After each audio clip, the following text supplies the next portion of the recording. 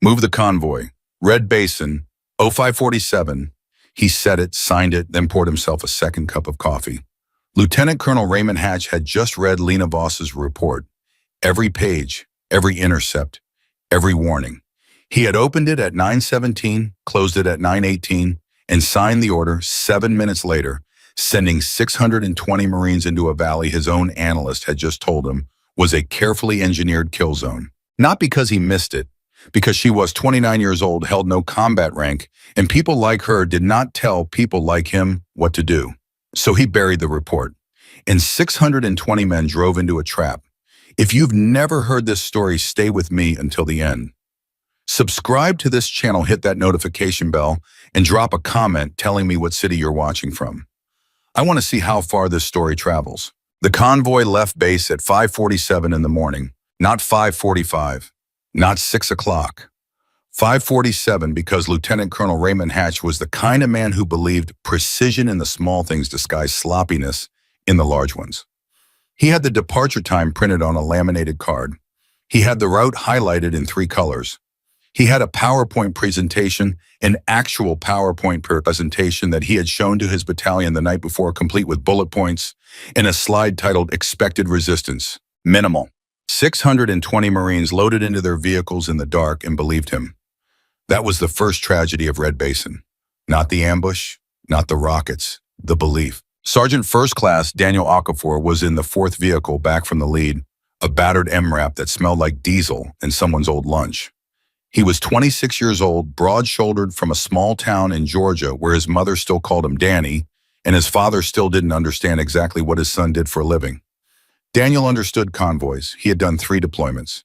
He knew what a safe valley felt like, and he knew what a dangerous one felt like. And as the MRAP crawled into the mouth of Red Basin, he felt something in his stomach that he had learned never to ignore. He leaned forward and tapped the driver on the shoulder. "Reyes, you feel that..." Private First Class Reyes kept his eyes on the road. He was 19. Everything still felt the same to him, tense, loud, uncertain. "Feel what, Sergeant?" "Too quiet." Reyes glanced out the window at the ridge lines rising on either side of them like the walls of a room. "It's 5 in the morning, Sergeant." "Birds don't know what time it is, Reyes." Reyes didn't answer. He didn't know what to say to that. Daniel sat back and looked at the men around him. 6 Marines in the back of that vehicle, ranging in age from 19 to 31. Torres, who was cleaning his fingernails with a pocket knife for reasons no one had ever successfully explained. Whitfield, who was asleep, sitting up, his helmet tilted forward over his eyes like a man on a commuter train. Kowalski, who was reading a letter, a handwritten one, the paper soft and creased from being folded and unfolded 100 times. Mendez, who was praying quietly, his lips moving without sound. And Hayes, 22 years old, the youngest of them, who caught Daniel's eye and raised an eyebrow. "What's wrong?" Hayes asked. Daniel was about to answer when the world ended. The first rocket hit the 3rd vehicle, the one directly in front of them, and the explosion was so immediate, so total, that Daniel's brain refused to process it as real. One moment there was a vehicle. The next moment there was fire. There was no transition between those 2 states. No warning. Just existence and then destruction with nothing in between. The MRAP lurched. Reyes screamed something that wasn't words. Torres's pocket knife hit the floor and skidded under a seat. Whitfield's helmet snapped on back and he was suddenly very awake. His eyes wide and confused, the sleep gone from his face like someone had wiped it off. Contact. Daniel was already moving, already reaching for his rifle, already thinking in the compressed, rapid way that combat demanded. "Left ridgeline, get down." Reyes stopped the vehicle, The second rocket hit the lead vehicle. Then the 3rd hit something behind them. And then the machine guns opened up from both sides simultaneously, and Daniel understood with terrible clarity what they had driven into. This wasn't an ambush in the traditional sense, the opportunistic kind where an enemy spots a convoy and decides to take a shot. This was architecture. This was engineering. Someone had designed this. Someone had looked at the geography of Red Basin and understood that a convoy trapped between those ridge lines would have no room to maneuver, no angle of return, fire that didn't require shooting through their own people, no forward movement because the road ahead was already blocked by burning vehicles, and no backward movement because the vehicles behind them were blocking the exit. They were in a kill box. "Dismount," Daniel shouted. "Everyone out, Stay low. Move to the left side of the vehicle. Use it for cover. The door's jammed, Kowalski shouted back, pulling at the handle. Kick it! Kick it, Kowalski. The door opened. They spilled out into a nightmare. The noise was beyond description. It wasn't loud the way a thunderstorm is loud. It was loud the way the end of something is loud, total encompassing a sound that didn't leave room for thought or speech or anything except the animal instinct to find cover and survive the next 3 seconds and then the next 3 seconds after that. Daniel pressed himself against the side of the MRAP and tried to think. He could see the ridged line to the left. He couldn't see the shooters, but he could see their muzzle flashes, and they were everywhere, not 2 or 3 positions. A dozen, maybe more. Carefully spaced, overlapping fields of fire. Whoever had set this up had done it with patience and with knowledge, and that knowledge included the specific dimensions of American military vehicles and the specific angles required to prevent return fire from being effective. Sergeant, it was Hayes pressed flat against the ground 3 feet away. What do we do? Daniel looked at the valley around him. Burning vehicles. Marines scattered behind whatever cover they could find. Officers shouting orders into radios. The radio traffic was chaos, everyone talking at once, no one listening. The command structure dissolving in real time because command structures are designed for predictable situations, and this situation had stopped being predictable approximately 45 seconds ago. We survived, Daniel said. It wasn't a plan, but it was true. Happy. Lena Voss heard the first explosion from the signals vehicle at the rear of the convoy. She was sitting at a communications array, monitoring radio frequencies that she wasn't technically authorized to monitor because monitoring radio frequencies that she wasn't technically authorized to monitor was how Lena Voss spent most of her time. She was 29 years old and she held the rank of Signals Analysis Specialist, which was a title that had been specifically designed to sound as unimportant as possible. She had been attached to this battalion for 6 weeks. In those 6 weeks, she had spoken to Lieutenant Colonel Hatch exactly 4 times. The 4th time he had looked at her, the way people look at furniture they don't remember purchasing, with mild confusion and no particular interest. She was not supposed to be here. She was not supposed to be anywhere near a combat operation. Her assignment was to analyze intercepted communications from the rear, to identify patterns and report them up the chain, to be useful in the invisible way that intelligence people are supposed to be useful, present everywhere, visible nowhere. But Lena had been listening to the enemy frequencies for 3 days, and what she had heard had made her stomach drop. She had written a report. She had filed it through proper channels. She had flagged it as urgent. She had used every procedural tool available to her to make someone understand what she was hearing, which was not random chatter and not routine patrol communication, but the specific methodical language of people coordinating a complex operation. The report had come back with a single line of response: acknowledged, will review.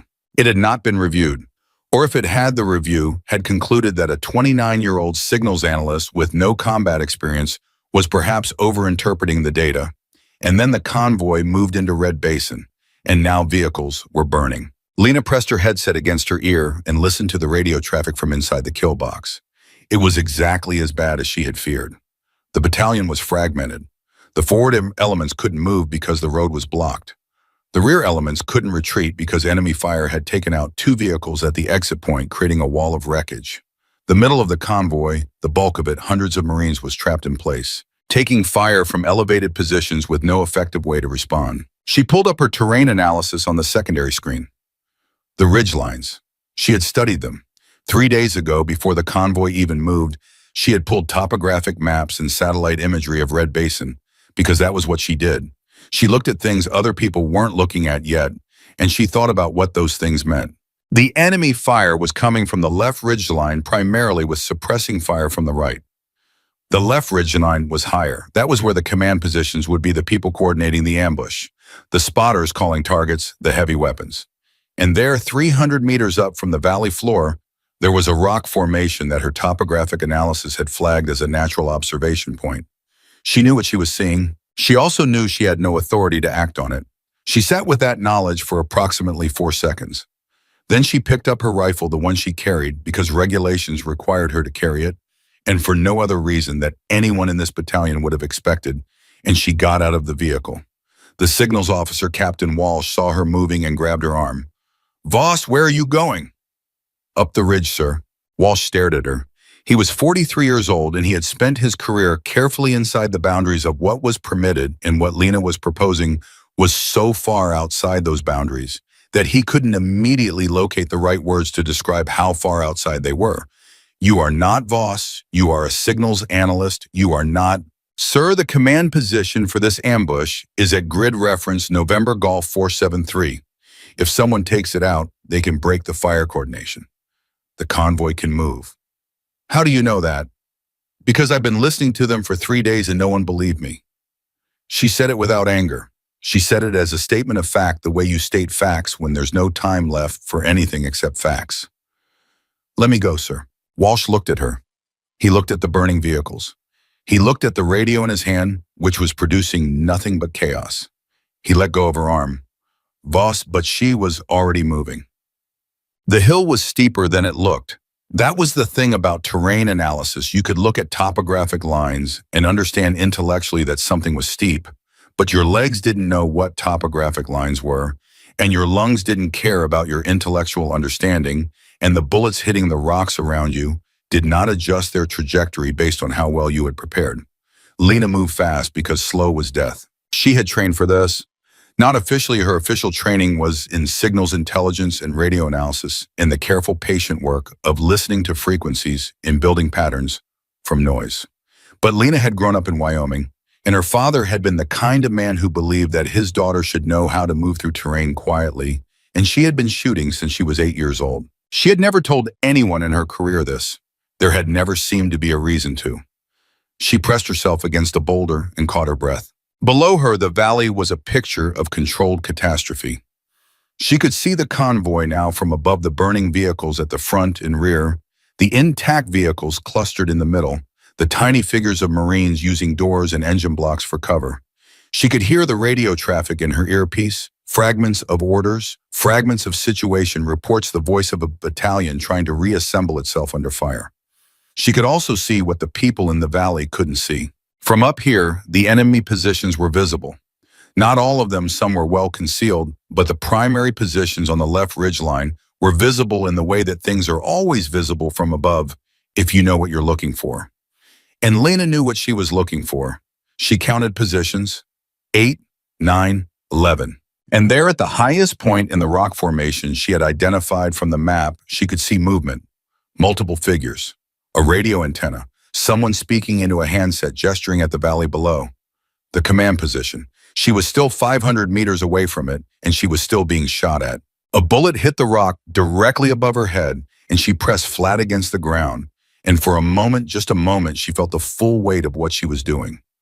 She was one person. She was a signals analyst. She had no backup, no authorization, no guarantee that she was right, and every conceivable guarantee that if she was wrong, she would die alone on this hillside, having accomplished nothing except proving that one woman had been very determined to get herself killed. Then she heard something in her earpiece. It was Hayes, 22 years old, from the 4th vehicle pressed behind an MRAP, with 3 feet between him and a dozen enemy guns.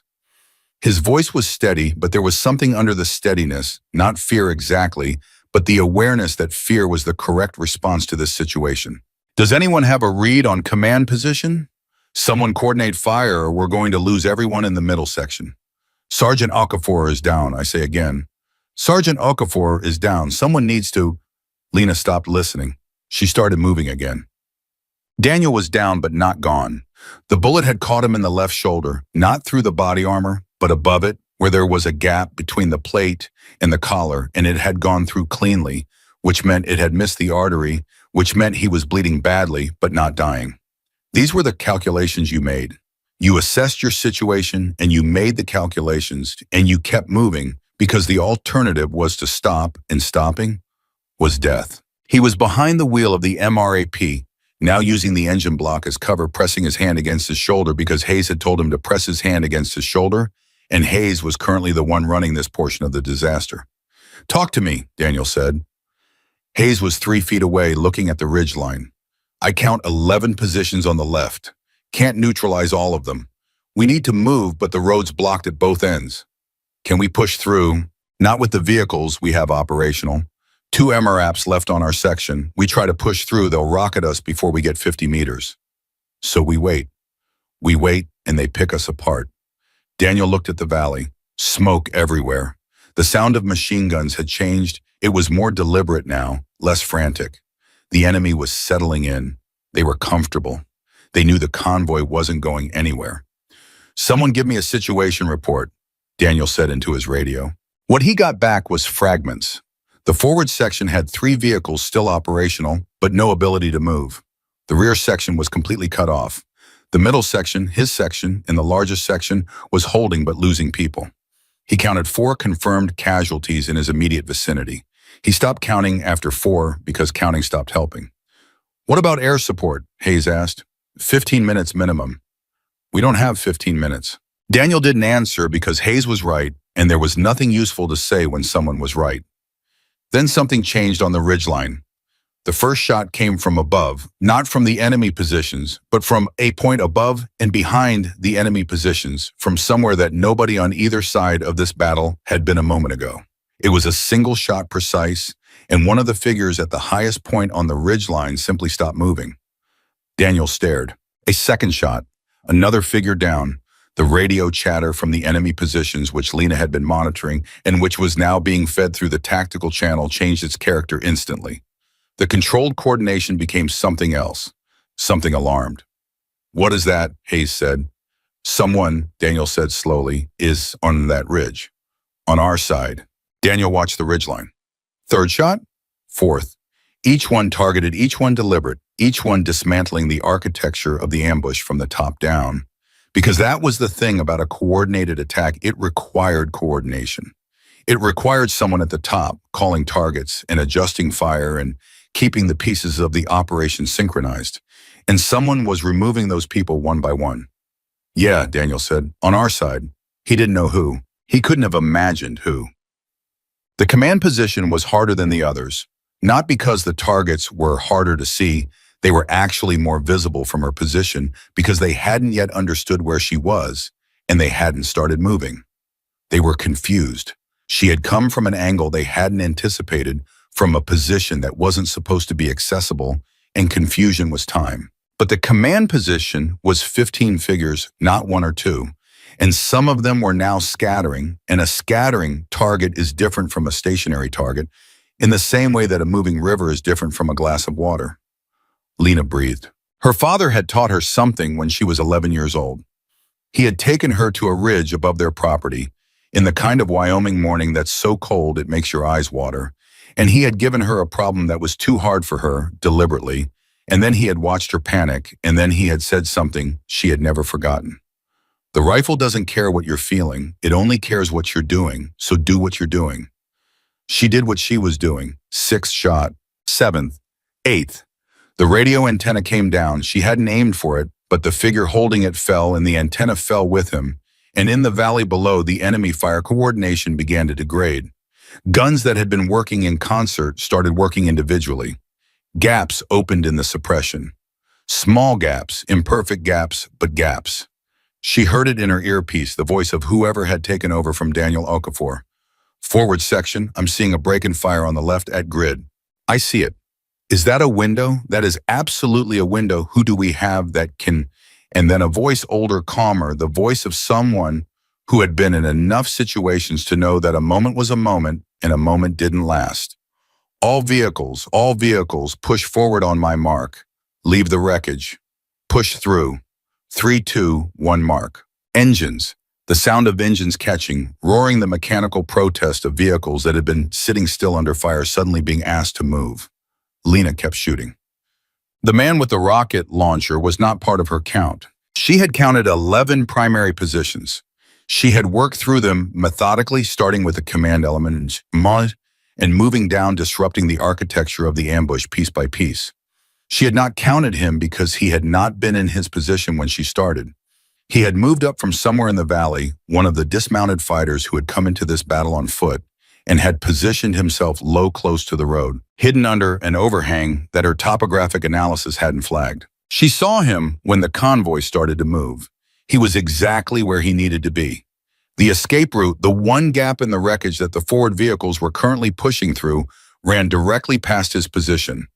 and he had a rocket launcher on his shoulder, and he was tracking the lead vehicle with the patience of someone who had done this before, someone who had waited specifically for this moment, for the moment when the convoy thought it was escaping. Distance. She calculated it. The angle. The wind which had picked up in the last 10 minutes coming from the left at maybe 12 kilometers per hour, which was not nothing at this range. Her father's voice from 20 years ago in Wyoming. Cold. The rifle doesn't care what you're feeling. She wasn't feeling anything. She was doing. She fired. The rocket launcher dropped. The rocket never launched.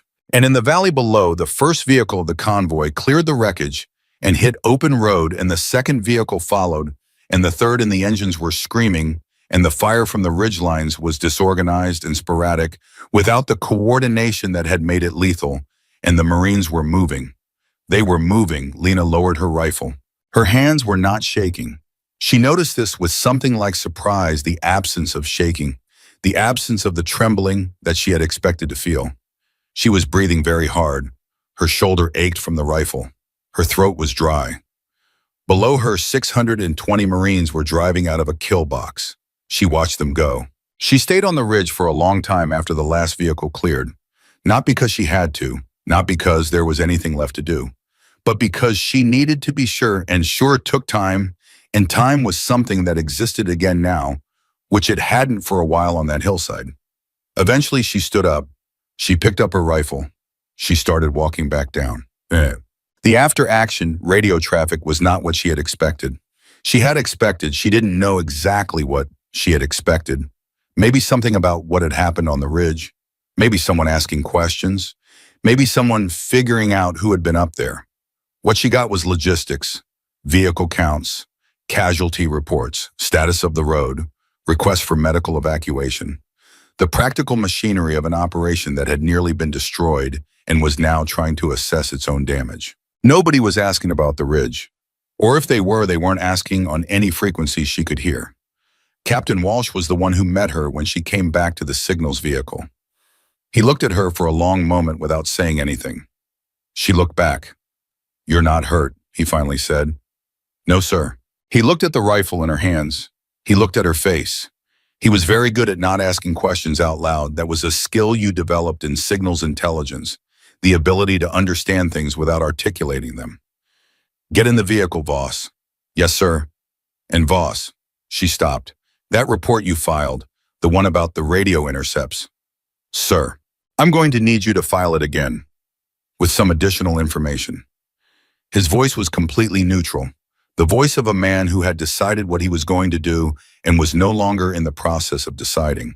The full 3 days, every frequency, every conversation you monitored, every pattern you identified. "Yes, sir." "Do it before we reach base." She understood what he was doing. He was building a record, not of what she had done on the ridge that would come later in a different kind of debrief in a room she hadn't been in yet, but of what she had known and when and who she had told and what had been done with what she told them. It wasn't protection, exactly. It was something else. It was the beginning of accountability. And accountability was the first step toward the truth of what had happened in Red Basin, which was not simply that an ambush had failed. It was that an ambush had been allowed to happen. That 620 Marines had been moved through a kill box because someone at a senior level had decided that the concerns of a 29-year-old signals analyst were not worth taking seriously. That was the truth. And the truth was going to be complicated. Lena got in the vehicle and started writing. Below her, through the rear window, she could see the last vehicles of the convoy clearing the valley. The smoke from the burning vehicles was rising into a sky that was getting lighter now, the sun coming up, finally the cold morning becoming a cold day. 620 Marines. She thought about Hayes's voice on the radio, the way it had been steady but barely, the way someone very young had stood in a burning valley and held the line because there was nothing else to do. She thought about Daniel Okafor. She didn't know if he was alive. The last she had heard, he was down. She didn't know what down meant in his case. She thought about the man with the rocket launcher and the fraction of a second between that shot and whatever came next, and she did not feel good about it, and she did not feel bad about it, because that was not how these things worked. You didn't feel good or bad about the shots that needed to happen. You felt something else, something that didn't have a clean name, that was partly relief and partly grief and partly the simple animal awareness that you were still breathing. She was still breathing. So was Hayes. So were 619 other people who would finish this day alive because of a decision that had not been authorized, had not been planned, had not been predictable, and had not been possible according to any reasonable assessment of what a signals analyst was capable of. She wrote her report. The convoy drove through the desert. The sun came up. Daniel Okafor did not lose consciousness. He wanted to. Part of him, the part that was tracking the pain in his shoulder, the part that was counting the seconds between incoming rounds, the part that had been doing the math on survival since the first rocket hit, that part would have welcomed the dark, but his body refused to give it to him. He stayed awake through all of it, through Hayes dragging him behind the MRRAP, through the sound of the convoy starting to move, through the moment when the fire from the ridgeline began to thin and then fragment and then impossibly begin to stop being coordinated. Hayes had his hand pressed flat against Daniel's shoulder, hard, the way you press when you need the bleeding to stop and you have nothing else to offer. "Stay with me, Sergeant." "I'm with you," Daniel said. His voice was steady. He had always been able to do that, keep his voice steady when everything else was chaos. His mother had told him once that it was a gift. He had never been sure if she meant it as a compliment. "The convoy's moving," Hayes said. "I know, I can hear it. We need to move with it." "Then move." Hayes looked at him. 22 years old, that face young enough that the stress of the last 20 minutes rain hadn't settled into lines yet, just lived behind his eyes. "I'm not leaving you here, Sergeant. I'm not asking you to leave me. I'm asking you to get me on my feet so we can both move. There's a difference." Daniel gripped Hayes' forearm with his good hand. "On three." They moved on three. It hurt in a way that Daniel filed away for later, the specific, bright, clarifying pain of a wound being asked to perform before it was ready. He got upright. He kept his hand pressed against his shoulder. He walked. Behind them, the valley was still not quiet. There were still guns firing, still the crack and echo of a battle that hadn't fully decided it was over. But the quality of the fire had changed. It was reactive now rather than coordinated. Guns shooting at sounds and shadows rather than at specific targets. The architecture of the ambush had come apart, and Daniel, even through the pain, understood what that meant. Someone had taken out the command element. Someone had done the one thing that the enemy hadn't planned for. He thought about it as he walked. It occupied the part of his brain that wasn't managing pain, the analytical part, the part that had gotten him promoted twice in 4 years, because he never stopped thinking, even when thinking was hard. Who was up on that ridge? It hadn't been anyone from his section. He knew every person in his section, and none of them had been in a position to go up. The forward elements were pinned down. The rear elements were cut off. Who had been at the rear of the convoy? He filed the question away. There were more immediate problems. The lead vehicles were through the gap in the wreckage now, and the middle section was following. And Hayes had gotten Daniel to a moving MRAP and was pushing him toward the door, and Mendez was inside pulling him in, and the pain spiked white for a moment and then settled back to a color he could live with. "Okafor's in," Hayes said. "Go." The MRAP went. Daniel pressed himself against the side panel and breathed and listened to the sound of the convoy moving, and moving meant living. And for now, that was enough. Captain Walsh was the one who filed the first real account of what happened in Red Basin, and he filed it 12 minutes after the last vehicle cleared the valley. He was sitting in the signals vehicle, which was moving now, part of the convoy pushing toward the nearest forward operating base, and he was writing on a tablet with one hand while holding his radio with the other because the situation had not reached the point where he could afford to do only one thing at a time. Lena was across from him. She had her report open on her own screen. The expanded version, the one Walsh had asked her to file, the 3 days of intercepts and pattern analysis and the conclusions she had drawn, and the specific moment when she had understood that Red Basin was not a safe passage, but a planned kill zone. She was writing without stopping in the flat, precise language of intelligence reports, but Walsh could see her hands. They were not shaking. He had expected them to shake. He kept looking at them and finding that they weren't. "Voss," he said, without looking up from his own screen. "Sir, how long have you been shooting?" A pause, not a long one. "Since I was 8. Walsh absorbed this. "Did you ever tell anyone on this deployment?" "No, sir." "Why not?" Another pause. She considered the question the way she considered most questions, thoroughly, without performing the consideration. Because nobody asked, she said, and because it wouldn't have changed my assignment. Walsh looked at her then. He was a careful man, careful in his speech, careful in his judgments, the kind of careful that sometimes looked like coldness, but was actually something else, a preference for accuracy over emotion. He looked at Lena Voss, and he thought about the report she had filed 3 days ago, and the way it had been received and the way she had responded to that reception, which was not with anger or with resignation, but with the specific determination of someone who had decided that the outcome mattered more than the credit. "Finish the report," he said. "Yes, sir." He went back to his own screen. He was writing 2 documents simultaneously, one for the battalion record and one that was not for the battalion record, one that had a different header and a different distribution list, one that was going to a set of eyes that Raymond Hatch did not know Walsh had access to. Walsh had learned in 21 years of service that there were situations where the official record and the true record were the same thing and situations where they were not, and that knowing the difference between those 2 situations was perhaps the most important skill an officer could develop. This was not a situation where they were the same thing. He wrote, Raymond Hatch arrived at the forward operating base 40 minutes after the convoy cleared Red Basin. He arrived in a separate vehicle, a command vehicle that had not been part of the convoy that had positioned itself at a safe distance during the operation, as command vehicles sometimes did. He arrived looking composed, which was the thing about Hatch that had always impressed and disturbed people. In equal measure, his composure was not a performance. He was genuinely composed. He possessed the calm of a man who believed so completely in his own judgment that evidence against that judgment didn't register as contradiction. It registered as complication.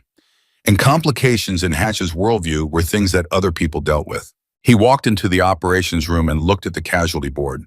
7 killed in action, 23 wounded, 14 vehicles lost or damaged. Those numbers were on the board in grease pencil, stark and simple, the way numbers always look when they represent the thing that's actually happened, as opposed to the thing you planned for. Hatch looked at the numbers for a moment. Then he said, "Where is my intelligence officer?" The room went slightly quiet, not completely quiet. The background noise of an operations room never fully stops, but the quality of the noise changed. Captain Morrison, the battalion intelligence officer, was 20 meters away behind a partition. He heard the question. He came around the partition. "Sir, I need an after-action brief, 20 minutes. "Sir, the after-action." 20 minutes, Morrison. Morrison looked at Hatch. Morrison was 38 years old, and he had been doing intelligence work for 16 of those years. And he understood, in the way that experienced people understand things, that what was happening in this room right now was not primarily about the after-action brief. It was about the report. The report that Lena Voss had filed 3 days ago, and that had come to Morrison's desk, and that Morrison had forwarded up the chain with a recommendation that it be taken seriously. A recommendation that had not been taken seriously by one specific person. 20 minutes, Morrison said. Hatch nodded and walked toward the command office. He didn't look at the casualty board again. Someone in the operations room exhaled a single quiet, controlled exhale that said more than any words would have. The brief was not 20 minutes. It was 11. Hatch listened to Morrison's summary of the ambush with the focused attention of a man taking notes, and the note he was taking, the one that mattered, was the shape of the narrative. Who knew what? When they knew it. What they did with what they knew.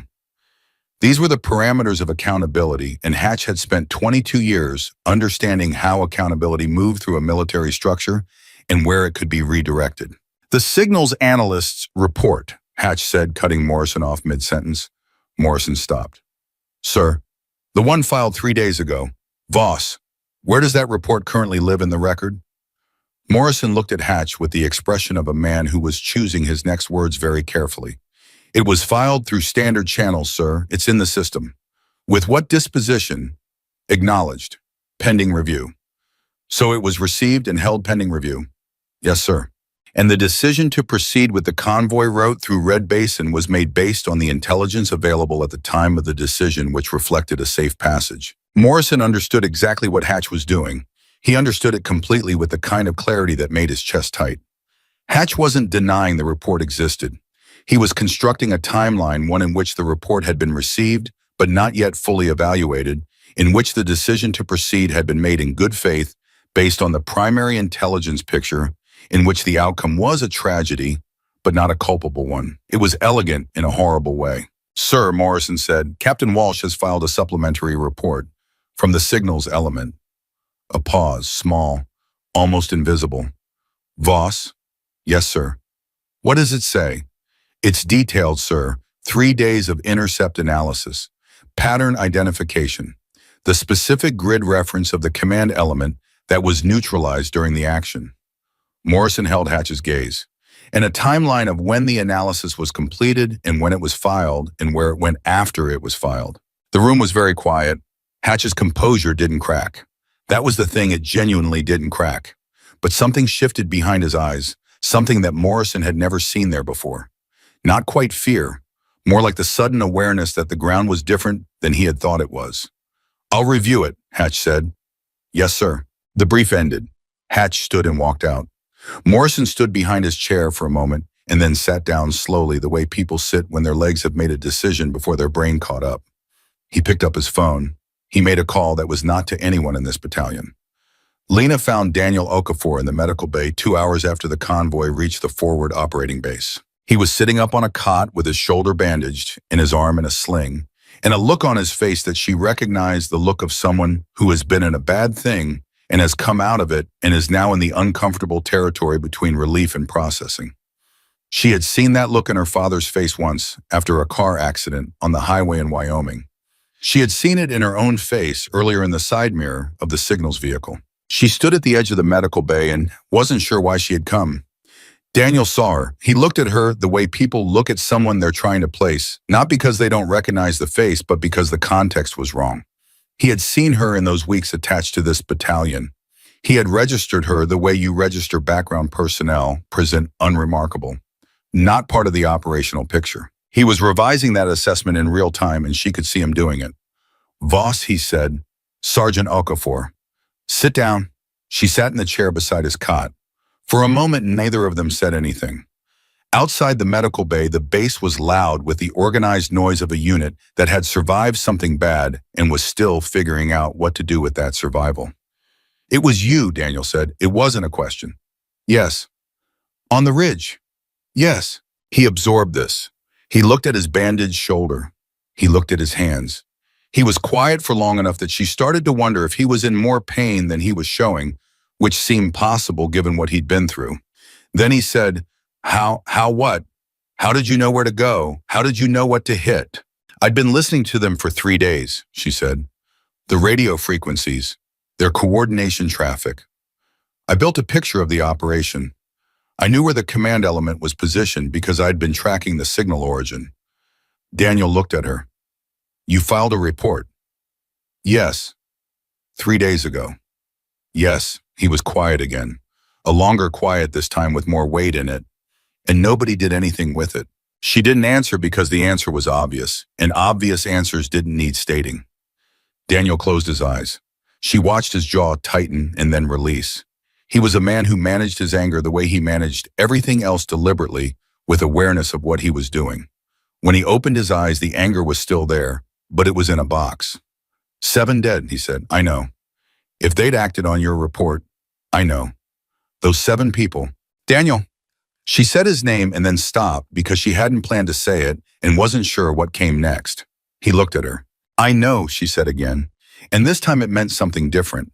It meant that she had done the math too, that she had sat in the back of the signals vehicle writing her report and done the math about what 3 days had cost and what 3 days of different decisions might have saved. That she was carrying that math and would continue carrying it, and it wasn't something that could be resolved by conversation. He seemed to understand that. "Thank you," he said, "for what you did on that ridge. You would have found a way out." "Maybe." He didn't say it convincingly. "Maybe not." She stood up. "How's the shoulder?" "Clean through. 2 weeks, they're saying." "Good." She moved toward the door. "Rest, Sergeant." "Voss." She turned. "Hatch is going to come for you," Daniel said. The box was open again, but just barely. "You know that. You went up that ridge without authorization. You took unilateral action in a combat zone." "I know. He's going to use it to redirect the narrative." She looked at him. Captain Walsh has the report. A report isn't... Morrison made a call this afternoon. I don't know who he called, but he made it. She held Daniel's gaze. The report exists. The timeline exists. What Hatch did with my original filing is in the record. She paused. I'm not worried about Hatch. Daniel studied her face for a moment, the focused attention of a man whose survival instincts were very good and very active. Then slowly he nodded. She walked out. What she didn't tell Daniel, what she had told no one, what she was still processing herself, was what had happened at the end. After the last vehicle cleared, after she had lowered her rifle and stood on the ridge and watched 620 Marines drive out of a kill box, she had stood there and she had thought about her report. 3 days ago, the specific language she had used, the confidence level she had assigned to the threat assessment, the grid references she had provided, the recommendations she had made, which was simple and clear and required no specialized knowledge to act on. Do not route the convoy through Red Basin without first clearing the ridgelines. One sentence that had sat in the system with the disposition, acknowledged pending review, while 7 people died and 23 were wounded, and 620 others spent 40 minutes convinced they were going to die in a Nevada desert valley. She was not angry. She had moved through anger sometime in the previous 3 days and come out the other side of it into something colder and more durable. She was resolved. She understood what was coming. The debrief, the questions about her unauthorized action on the ridge, the pressure that would be applied from above to make the story simple and manageable, and above all, to make it a story in which Raymond Hatch's decision to ignore her report was a reasonable judgment call made in good faith by a senior officer doing his best. She was going to let them build that story, and then she was going to show them the timestamps. The specific, verifiable, system-generated timestamps on every communication she had filed. The one showing when her report was uploaded. The one showing when it was open. The one showing how long it had been read for 40 seconds, which was not long enough to fully process 3 days of intercept analysis. The one showing when the convoy order had been signed. 7 minutes after the report was opened. 7 minutes. She had the timestamps. And the timestamps told a story that no amount of composure, no amount of careful narrative construction, no amount of seniority and rank in institutional protection could change. 7 minutes. Walsh appeared at her side as she crossed the base yard.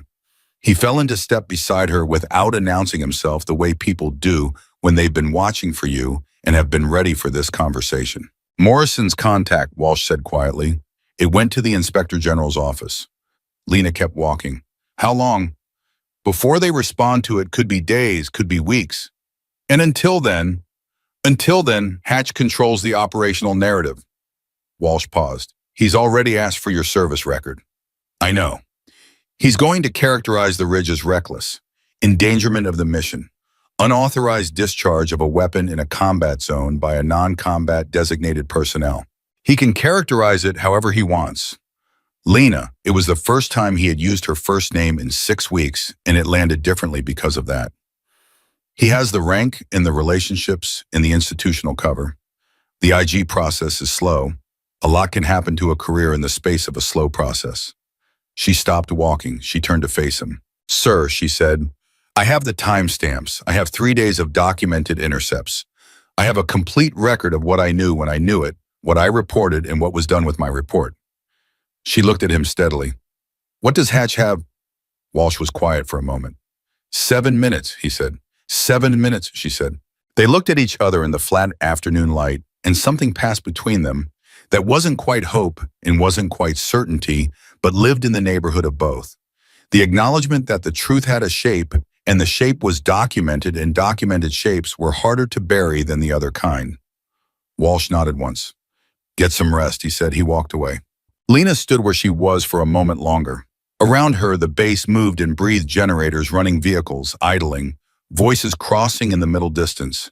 The whole enormous machinery of an institution that had absorbed a disaster and was already metabolizing it into paperwork and procedure and the ongoing business of existing. 7 dead. She carried them. She would keep carrying them. Not as guilt she had done what could be done when there was still time to do something, but as weight. As the specific weight of understanding that outcomes have causes And causes have names and names have power. And the power of a name is only useful if someone is willing to say it out loud. She was willing. She had always been willing. That was perhaps the thing about Lena Voss that Raymond Hatch had failed to model in any of his calculations. Not her ability to read a battlefield, not her accuracy on a ridge at distance in wind, not her 3 days of patient intercept analysis. The thing he had failed to model was simpler than any of those. She did not back down. Not from ambushes, not from institutions, not from men with stars on their shoulders who believed that people like her existed only to confirm what people like him had already decided. She walked back to the signals bay. She opened her screen. She started compiling the timestamps into a single document that was clean and clear and impossible to misread. She worked through the rest of the afternoon. She worked through dinner. She was still working when the base went quiet and the desert outside went dark, and the stars came out over Nevada in the way they come out over desert, sudden, total, filling everything. 7 minutes. She was going to make sure everyone knew what 7 minutes cost. The document was 47 pages long. Lena had not planned for it to be 47 pages. She had planned for something clean and tight, a timeline, a series of timestamps, the intercept data organized by date and frequency and pattern. But when she started compiling, when she actually sat down and pulled every piece of documentation she had generated over those 3 days, she understood that what she had was not just a timeline. It was a complete operational record of a decision that should never have been made, built from the ground up, piece by piece in real time, by a 29-year-old woman that nobody had been watching, because nobody had been watching her. That was the thing about being invisible. You got to see everything. She finished the document at 2:43 in the morning. She read it once from beginning to end. Then she saved 3 copies, one in the Signal system under her official filing credentials, one on an encrypted personal drive that she wore on a chain around her neck under her uniform, and one that she emailed to an address that was not in the military system, not affiliated with this battalion, not accessible to Raymond Hatch or anyone who reported to Raymond Hatch. The email address belonged to her older brother Marcus, who was a federal attorney in Washington, D.C., and who had been telling her for 6 years that her job sounded dangerous in ways that she consistently failed to adequately explain to him. The email had no message, just a document attached and one line in the subject field. It read, "Hold this. Don't open it unless I tell you to, or unless you stop hearing from me." She sent it. Then she turned off her screen and lay down on her cot and stared at the ceiling for a while, and eventually somewhere around 4 in the morning she fell asleep. She was awake again at 6:15 when Captain Walsh knocked on the door frame of the signals bay. She sat up. She looked at his face. His face told her something had happened. Hatch filed his preliminary after-action report at 0500, Walsh said. He came inside and closed the door behind him, which meant what he was about to say was not for the hallway. "I've seen the summary." And Walsh pulled up something on his tablet and held it toward her. She read it. She read it again. The second time was slower because the first time she had read it quickly and hoped she'd misunderstood, and the second time confirmed that she hadn't. Hatch's report described the Red Basin engagement as an ambush of unexpected sophistication that had overwhelmed the battalion's advanced intelligence picture. It described the response of battalion personnel as professional and effective under extreme pressure. It described the convoy's successful extraction as a result of collective action by trained Marines executing their protocols. It did not mention the Ridge. It did not mention Lena Voss. It did not mention the report she had filed 3 days ago. What it did mention in a single paragraph near the end, under a section titled Personnel Concerns, was an unauthorized departure from a signals vehicle by a non-combat designated specialist during an active engagement, resulting in the specialist's unsupervised presence in a forward combat area, which constituted a potential safety violation requiring review. That was her. She was a potential safety violation. Walsh watched her read it. He watched her face while she read it, which was the face of someone absorbing something expected and still finding it worse than anticipated. "He's fast," she said. "He's been doing this for 22 years. He left the Ridge out entirely. Because the Ridge is the problem. If the Ridge is in the record, then the question becomes, who was on the Ridge and why were they there and what did they do? And those questions lead back to your intercept report and the timeline in the 7 minutes." Walsh took the tablet back. He leaves the ridge out. The ridge doesn't exist officially. The extraction becomes a collective success. Your unauthorized action becomes a safety concern, and the intercept report stays buried. Lena stood up. She was still in her uniform from the day before she had slept in it, which was not unusual in the field, but today it felt like more than field efficiency, like she had fallen asleep in the middle of something and woken up still in it. He doesn't know about the 47 pages, she said. No. Or the copy with Marcus. Walsh looked at her. You have a copy outside the system. I have two, one on my person. She touched the chain at her collar without thinking. One outside the system. Walsh was quiet for a moment in the way of a man recalibrating. He had known Lena was careful. He had not known she was this careful. When did you do that? 2:43 this morning. He looked at her with something that was not quite admiration and not quite surprise, but lived between them. Hatch is requesting your presence in the command office at 0800, he said. Formal debrief. He'll have 2 senior officers with him. Witnesses or endorsers, depends on how it goes. She looked at her watch. It was 6:22. She had 1 hour and 38 minutes. I need to make a call, she said. Walsh nodded. He moved toward the door. Then he stopped with his hand on the frame, and he turned back and he said something she hadn't expected. For what it's worth, Voss, what you did on that ridge, I've been in this uniform for 21 years. I've known 3 people in my career who I would describe as genuinely exceptional. Not good, not skilled, exceptional. He held her gaze. You're one of them.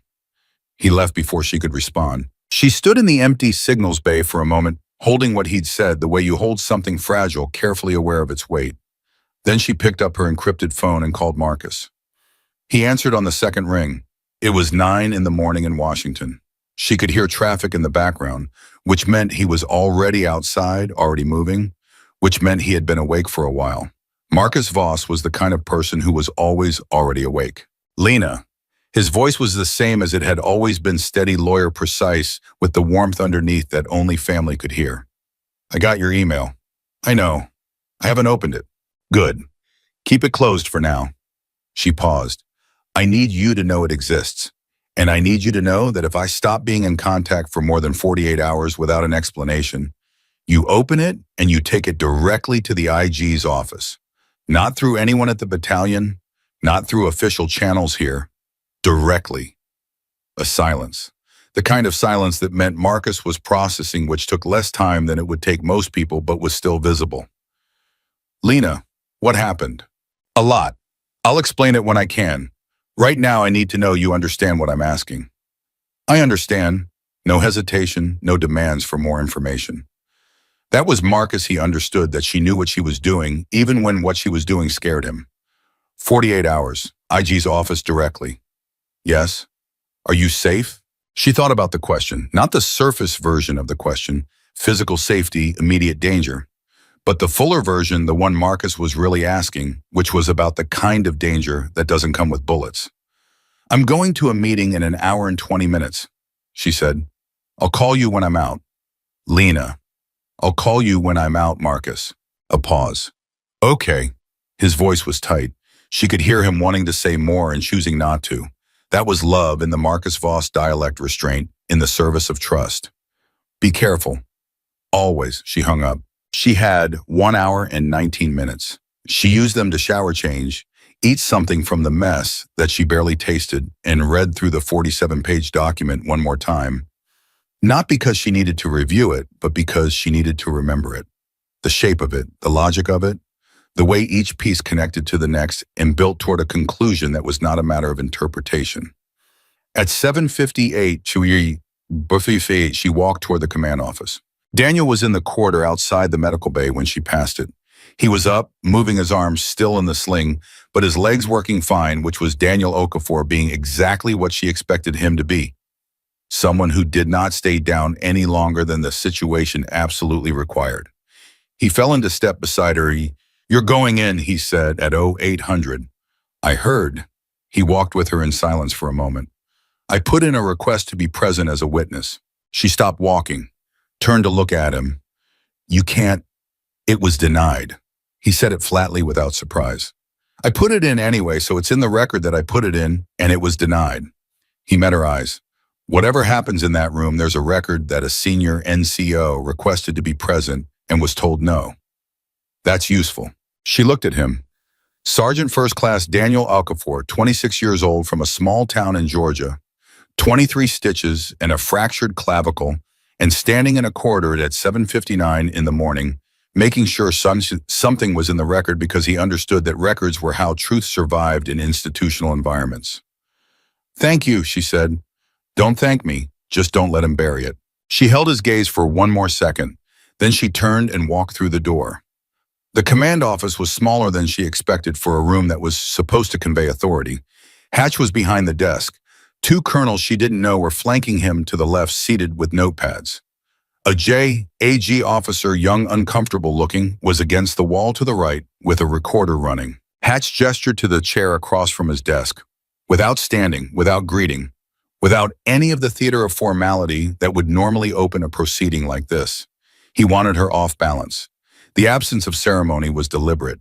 She sat down. She put her hands flat on her knees. She looked at him directly. "Specialist Voss," Hatch said. "Oh, sir, I'll be brief. This debrief is focused on your unauthorized departure from the signals vehicle during yesterday's engagement at Red Basin.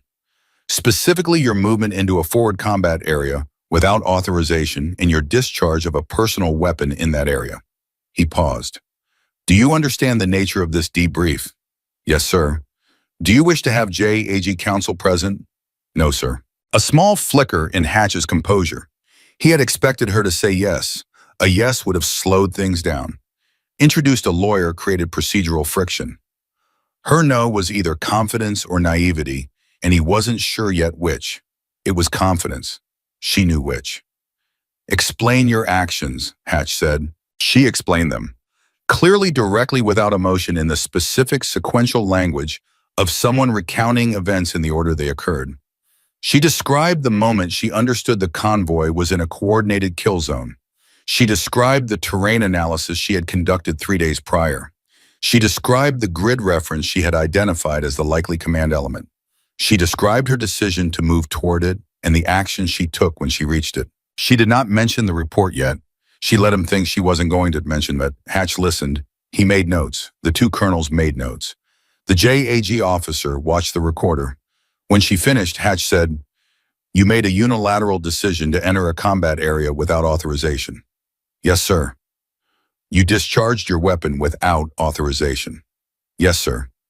"You placed yourself and potentially the mission at risk." "I assessed the risk, sir, and I assessed the alternative." The alternative being staying in the vehicle while 620 Marines died. The room went very still. Hatch's pen stopped moving on his notepad. One of the colonels shifted in his chair. The JAG officer looked at the wall. Hatch said, "That assessment was not yours to make." "No, sir. It should have been made 3 days earlier by someone with the authority to act on it." She held his gaze. "I filed a report." There it was. She watched it land. The report was received and was being evaluated. "The report was opened at 09:17 on Tuesday," Lena Guma said. "It was read for 40 seconds. The convoy order was signed at 09:24. She kept her voice level, her hands flat on her knees. 7 minutes, sir." The quality of the silence changed. Hatch looked at her. The composure was still there, but it was working harder than it had been a moment ago. Something behind it was shifting, not breaking, not yet, but shifting like ground that has absorbed more water than it was designed to hold. "You're citing system access logs," Hatch said carefully. "Yes, sir. I have the complete document with all timestamps, filed in the system under my credentials. Also backed up." She said the last two words without emphasis, without threat, as pure information. "The document is 47 pages. It includes 3 days of intercept analysis, pattern identification, threat assessment, the specific recommendations I made, and the complete record of how those recommendations were processed." One of the colonels put down his pen. Hatch said nothing for 3 seconds. 4, 5. "This debrief is concluded for today," he said. "Specialist Voss, you are to remain on base pending further review." "Yes, sir." She stood. She turned toward the door. "Voss?" She stopped. She turned back. Hatch was looking at her with something she had not seen in his face before, not during the convoy briefing, not during the signed order, not in any of the 4 interactions she had had with him in 6 weeks. It was something she could only describe as recognition, like he was seeing her actually seeing her for the first time and understanding that he had miscalculated something fundamental. He said nothing more. He just looked. She walked out. Daniel was in the corridor. He had not gone far. He looked at her face and read it the way experienced people read faces quickly, accurately, without needing to ask. "It went," he said. "It went." He knows about the document? He knows. Daniel absorbed this. What happens now? He goes looking for leverage. He'll find out about the copy outside the system, not how or where, but he'll understand there is one. He'll try to move faster than the IG process. She started walking. Daniel kept pace beside her. "And someone will tell him about the request you filed this morning." Daniel was quiet for a moment. "You think he'll come at me?" "I think he'll try to build a case that my actions on the ridge were influenced by personal relationships within the battalion, that I acted on behalf of a specific group rather than in service of the mission." She glanced at him. "That's why your request to be present this morning is useful to him potentially. It establishes a relationship. Except I've been hit before we even had a real conversation." "Yes, that's also in the record." She looked at him. "You put in the request knowing he might use it." "I put in the request knowing it was the right thing to do." He shrugged with his good shoulder. "What he does with it is his problem." She stopped walking. They were in the middle of the yard, morning light flat and bright on everything, the base moving around them with its constant, purposeful noise. She looked at Daniel Okafor and thought about the convoy, the 4th vehicle, the sound of his voice on the radio, the way Hayes had pressed his hand against that shoulder, the way he had still been thinking, still been analyzing, even bleeding. "You need to be careful," she said. "So do you." "I mean it. He's going to look for ways to apply pressure to people around me. That means you, Walsh Morrison. If anyone approaches you about your version of events, my version of events is what happened," Daniel said. He said it simply, without performance. "That's the only version I have." She looked at him for a long moment. "Okay," she said. They started walking again. Morrison found them 20 minutes later, moving quickly from the direction of the communications building with the look of a man carrying information that was changing temperature as he held it. "IG office called," he said, falling into step without preamble. "They received Walsh's referral. They're sending an investigator. Estimated arrival 48 to 72 hours. Daniel said Hatch knows. He'll know within the hour. He has contacts in the IG liaison office." Morrison looked at Lena. "He's going to move in the window before the investigator arrives. Try to consolidate the narrative while he still controls the information environment." "How?" Lena asked. "Personnel reassignment," Morrison said. "He can move people off base under operational justification. It's clean, it's procedurally defensible, and it physically separates potential witnesses from each other and from the investigation."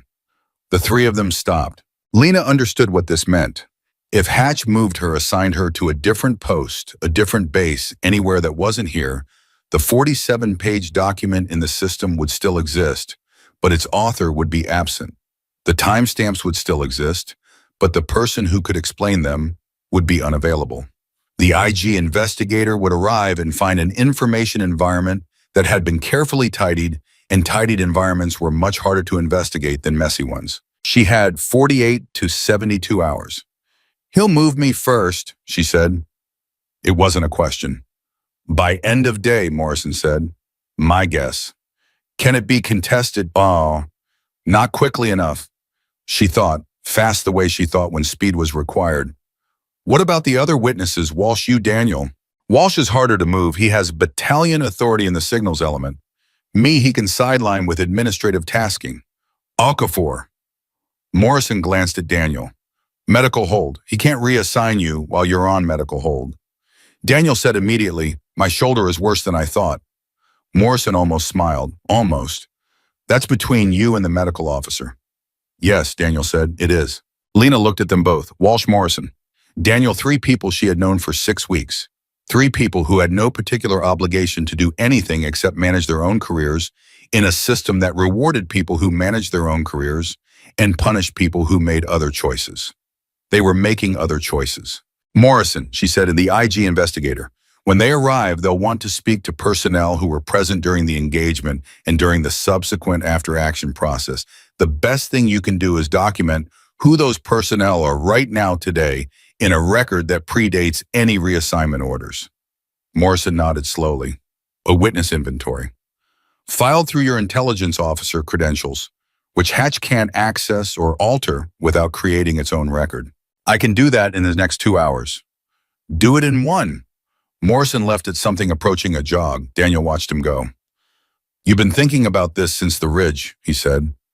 I've been thinking about this since Tuesday, she said, when I filed the report and understood what was going to happen to it. She looked at the space where Morrison had been. I didn't know it was going to be this, but I knew something would need defending. Her phone buzzed. She looked at it. An internal system notification, a personnel action request had been initiated under her file. There it was. Hatch was moving. She showed the screen to Daniel. He read it. His jaw tightened. How long do you have?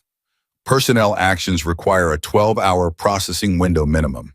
So she did the math. Until 0800 tomorrow at the earliest before any reassignment is effective. That's inside the IG window. Barely. What do you need? She looked at him.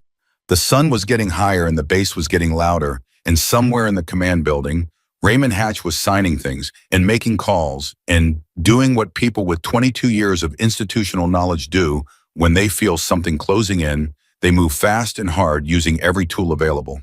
She had 47 pages and 47 hours.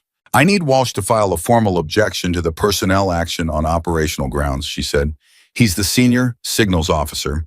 He can argue that removing a specialist mid-investigation compromises operational continuity. That buys time. It adds procedural steps. Every step costs hours. She was already moving. Every hour gets us closer to that investigator. Daniel was walking with her again. His sling bounced slightly with each step. He looked like a man who had been shot the day before and had a great many things to do today regardless. You know, he said as they crossed the yard toward the signals building, most people in your position would have stayed in the vehicle. She didn't answer right away. She thought about it, not the decision which she had made without hesitation and would make again, but the premise behind what he was saying. The idea of a position. The idea that there was a defined space for people like her and that staying inside it was the expected behavior.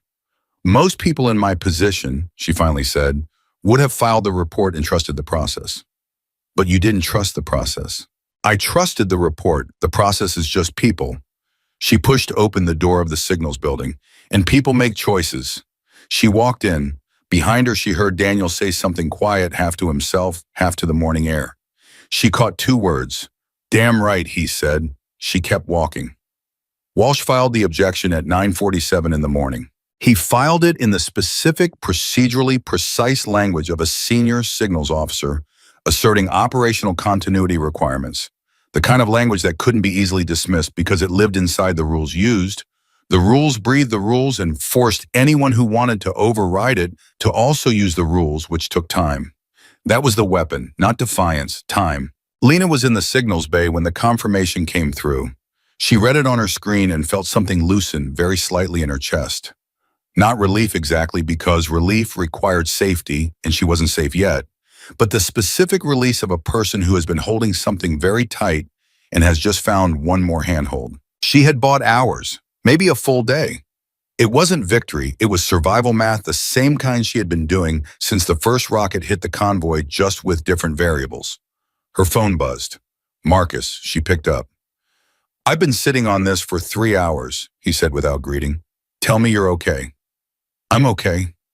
Lena. I'm okay, Marcus. I need you to know the situation has moved. The IG office has been contacted. There's an investigator coming. 48 to 72 hours. A pause, she heard him processing. And between now and then, the person responsible for what happened is trying to move me off base before the investigator arrives. The silence on Marcus's end was the kind that meant he was choosing not to say several things he was thinking. He was very good at that. It had made him an excellent attorney and a sometimes frustrating brother. He can do that, Marcus finally said. He can initiate the process. Walsh has filed an objection that adds procedural steps. It buys time. She paused. I need you to know about a specific document, 47 pages. Timestamps intercepts full timeline. It's in the system under my credentials and you have a copy. I know, I haven't opened it. If I get moved before the investigator arrives, if I'm physically off this base and unavailable, that document needs to reach the investigator directly. Not through the battalion, not through anyone who reports to Hatch. I can do that, Marcus said. I know people in the IG office. She hadn't known that. She held the information for a moment, turned it over. How well? Well enough. His voice was controlled, but she could hear something underneath it, the older brother version of fear, the kind that had been building since she said the words 48 hours. Lena, this person, how protected is he? She thought about Hatch, 22 years of service, the network of relationships that kind of career built. The colonels in that room who had sat with their notepads and said nothing. The way the institution moved around him like water around a stone, it had learned the shape of. Very, she said, for now. For now meaning? For now meaning the document changes that. If the document reaches the right eyes with context and without being filtered through people who owe him favors. She looked at the screen in front of her, at the signals data that was still coming in, at the base outside the window that was still functioning, as though a man inside it hadn't signed an order that killed 7 people to protect his judgment from challenge. The timestamps don't lie, Marcus. You can't argue with timestamps. People try. They try, and then the timestamps just sit there being timestamps. She heard him exhale, half laugh, half something that wasn't. Trust me. I do, he said. I always have. A pause. I amazed him. Call me every 6 hours. I will. Every 6 hours, Lena, or I open the document and start making calls. Every 6 hours, she said. She hung up. Morrison appeared in the doorway 40 seconds later. He looked like he had been moving fast for several hours, which he had. His shirt was untucked on one side, which for Morrison, who was the kind of man whose shirt was never untucked, was the equivalent of someone else showing up in pieces. Hatch pushed back on Walsh's objection, Morrison said. He's citing operational security, claiming your continued presence on base compromises the integrity of the after-action review process. Lena stared at him. He's arguing that the person who saved the convoy is a security risk to the investigation of the convoy. Yes. He actually wrote that down, with his signature on it. She was quiet for a moment. Then she said, Good. Morrison blinked. Good. He's adding documents to the record. Every document he files that tries to characterize me as a problem is a document that next to my 47 pages and his 7-minute read time looks like exactly what it is. She leaned back in her chair.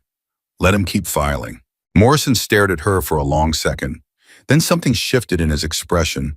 Not quite admiration, more like the particular respect that intelligence professionals have for elegant strategy, the recognition of something well constructed. He doesn't know you have a copy outside the system, Morrison said. No. If he did, he'd move faster, which is why he doesn't know. She looked at the door. How's Daniel? Medical officer confirmed he needs another 48 hours of monitoring. Shoulder complication, possibly a hairline fracture they missed initially. Morrison delivered this with the careful neutrality of a man who was not going to speculate about the precise medical basis of that determination. Good, Lena said again. Walsh wants a meeting, all 4 of us, 15 minutes. She stood up. The meeting happened in the signals equipment room, which was the most private space Walsh had access to without requesting access to something more formal, which would have created a record. 4 people in a room full of radio equipment, speaking quietly the way people speak when they understand that sound travels and walls are thinner than they look. Walsh opened with the thing they all already knew. Hatch has contacted the base commander. He's escalating the personnel action above battalion level. He's arguing that the objection is itself a breach of command authority. Daniel was seated in the corner, his slinged arm resting carefully on his knee. He said, can he make that stick?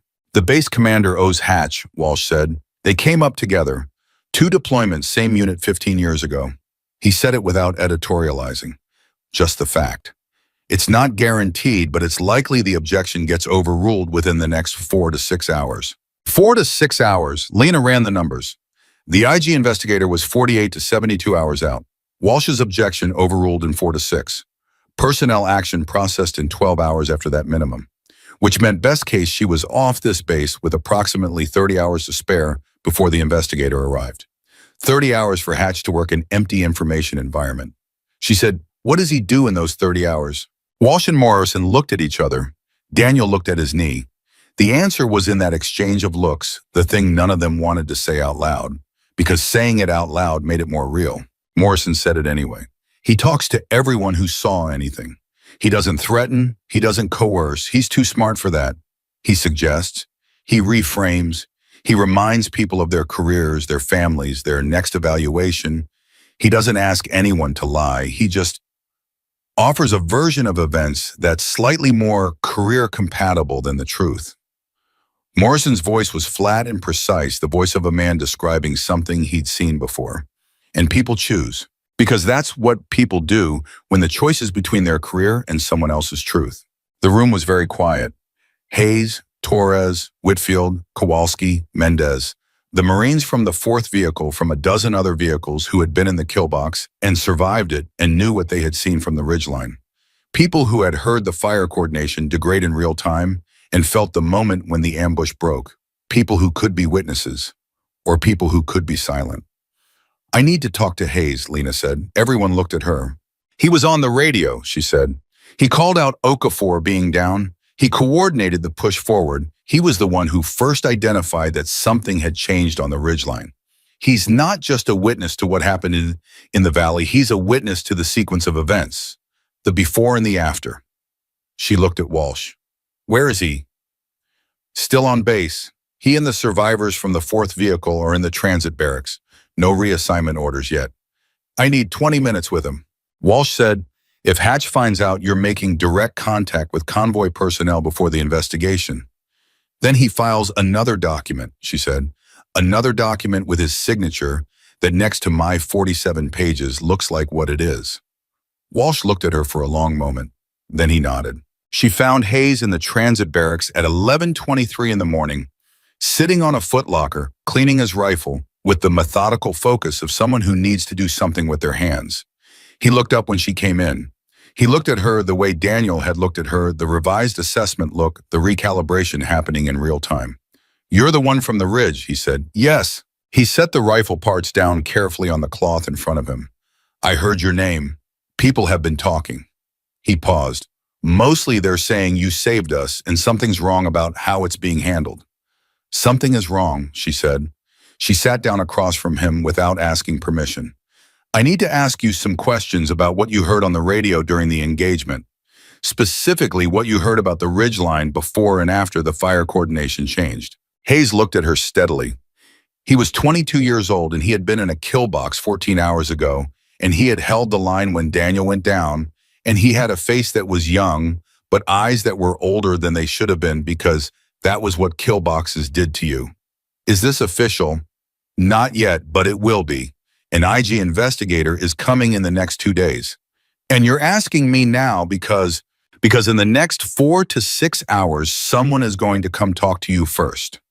Someone senior, someone who is going to offer you a version of what happened that's slightly easier to live with professionally than what you actually saw."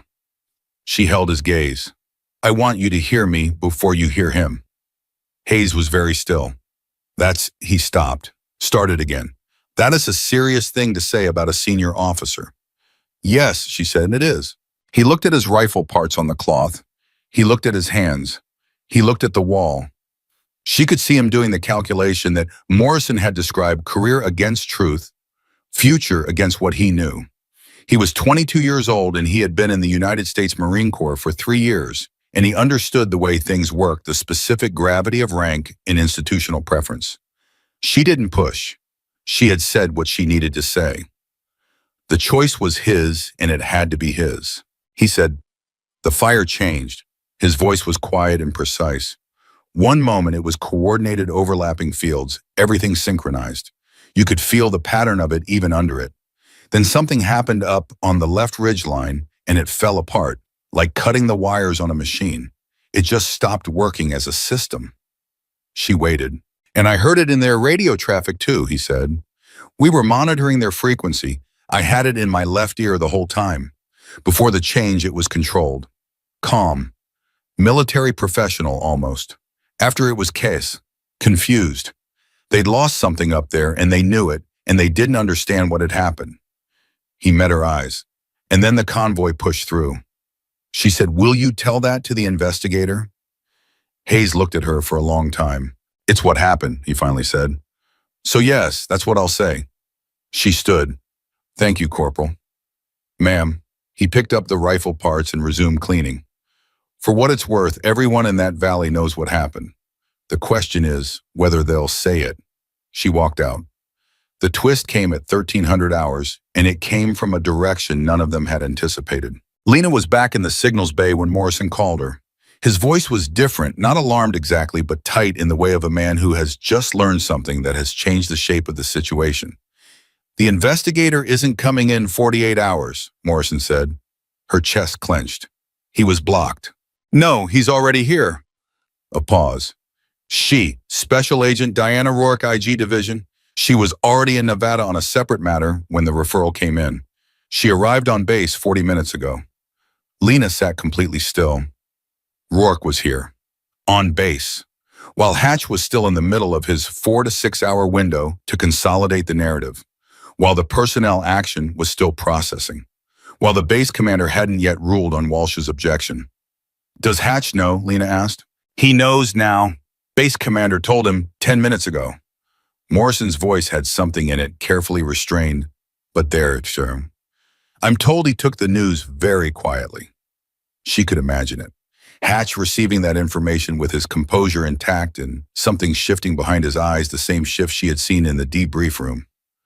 The ground different from what he thought. Again. "Where is Rourke now?" Lena asked. "Base commander's office. Getting briefed on the formal situation." A pause. "She's going to want to see you, probably within the hour." 1 hour. Lena looked at her screen, at the 47-page document, at the timestamps that were still just timestamps sitting in the system waiting to be read by someone who would read them for more than 40 seconds. "Morrison," she said, "does she have access to the system?" "Full IG access. She can see everything." Everything, including Hatch's preliminary report, including the personnel action against Lena, including Walsh's objection, including the specific timestamp showing that Hatch's personnel action had been initiated 3 hours after the debrief, at which Lena had mentioned the 47-page document and the timestamps in the 7 minutes. Everything. "Goodliness," Lena said. 20 minutes later, Daniel knocked on the signals bay door. She could hear him before she saw him, the specific cadence of someone moving slightly too fast for their medical situation, the controlled wince that went with it. He came in and looked at her face and said, "You know." Morrison called. Daniel sat down. He was quiet for a moment. Then he said, "Hayes talked to 3 people from his vehicle before I could get to him. Told them what he told you, I think, or something close to it. Kowalski, Mendez, Torres." He looked at his sling. "They're talking to each other about what they'll say." She absorbed this, not a briefing, not an organized witness coordination, just 3 people who had been in a kill box together talking to each other about what they remembered. The way people who've survived something together talk honestly without the filter of career calculation, at least for a little while. "How long before someone tells them not to?" she said. "Hatch can't reach them now. Rourke's presence changes the protocol. Unauthorized contact with potential witnesses by a subject of IG interest is its own violation." Daniel looked at her. "He's boxed. As long as Rourke moves in the next hour, he can't touch them." She thought about the architecture of it, the way things had arranged themselves, not through plan. She hadn't planned the investigator arriving early, hadn't planned Hayes talking to Kowalski and Mendez and Torres, hadn't planned any of it past the 47 pages and the copy with Marcus and the timestamps that didn't lie. But the pieces had found each other the way pieces do when the underlying structure is solid. Truth had a gravity. You built the structure and then you let the gravity do its work. Her phone buzzed. Internal system. A notification that the personnel action against her had been placed on administrative hold pending IG review. She showed it to Daniel. He read it. Then he did something she hadn't seen him do since the convoy. He smiled. Small controlled the smile of a man who was still in pain, but had just watched something impossible become slightly less impossible. Walsh is going to be insufferable about this, he said. He should be, she said. Walsh appeared in the doorway 3 minutes later as if summoned, and whatever he was about to say stopped when he saw their faces, and he read the situation the way experienced people read situations, and he leaned against the door frame and exhaled once long and slow. Rourke wants to see you at 1400, he said to Lena. 1400, 45 minutes away. Okay, she said. She's seen the system, the filing timestamps, your document. Walsh looked at her carefully. She has questions. I imagine she does. Lena. It was the first name again, the Walsh first name, which meant something was serious. She's good. I've seen her work before different mice 2 years ago. She's thorough and she's aid and she doesn't get managed. He paused. Tell her everything. Don't calculate. Don't manage the information. Just tell her everything in the order it happened. She looked at him. That's what I was going to do. I know. A pause. I wanted to say it out loud. Daniel said, What about Hatch? Walsh's expression shifted slightly. Rourke met with him at 13:20, 15 minutes. She came out with 4 additional document requests. He was quiet for a moment. He answered every question apparently, very composed. Daniel said, That's not good. It's not bad either, Lena said. They both looked at her. Composed people tell composed stories. Composed stories have consistent internal logic. Consistent internal logic has pressure points, specific moments where the story relies on a characterization of events that the documents either support or don't. She looked at the screen. His story needs the report to be ambiguous. It needs my 3 days of intercepts to be unclear enough that a reasonable person could doubt whether Red Basin was actually identified as a specific threat. It needs 40 seconds to be enough time to assess a complex intelligence document. She looked up. None of those things are true, and true is not a matter of composure. The room was quiet. Then Daniel said quietly, 7 minutes. 7 minutes, she said. At 13:55, Lena stood up, straightened her uniform, and picked up her encrypted drive on its chain, which she tucked back under her collar. She looked at Walsh. She looked at Daniel. Neither of them said anything. They didn't need to. She walked toward the door. Voss, Daniel's voice behind her, she turned. He was looking at her with the expression of a man who had been shot and dragged across a burning valley and spent the night on a medical cot and was now sitting in a signals bay watching a 29-year-old woman walk toward a meeting that was going to determine whether truth survived an institutional machine specifically designed to digest truth and produce something more manageable. He said, You told me earlier you trusted the report, not the process. Yes. Do you trust this Rourke? She considered it honestly. Not the answer she wanted to give. The honest answer. I trust the timestamps, she said. Everything else we'll see. She walked out into the flat Nevada afternoon toward a building where a woman she had never met was sitting with 47 pages and a question that had been building for 3 days. Somewhere in that building, Raymond Hatch was also sitting, with his composure and his 7 minutes. She kept walking.